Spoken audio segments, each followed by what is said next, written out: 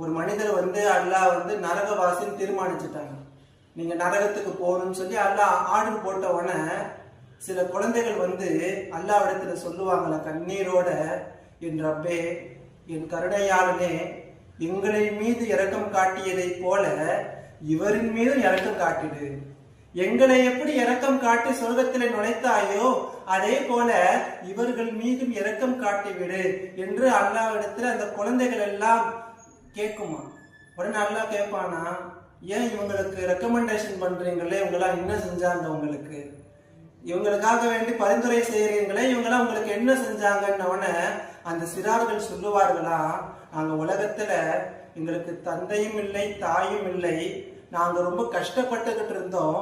அந்த நேரத்துல இந்த மனிதர்கள் தான் எங்களுக்கு ஆடைகளை வாங்கி தந்தாங்க, எங்களுக்கு சாப்பாட்டிற்கான உதவிகளை செய்தார்கள், எங்களுடைய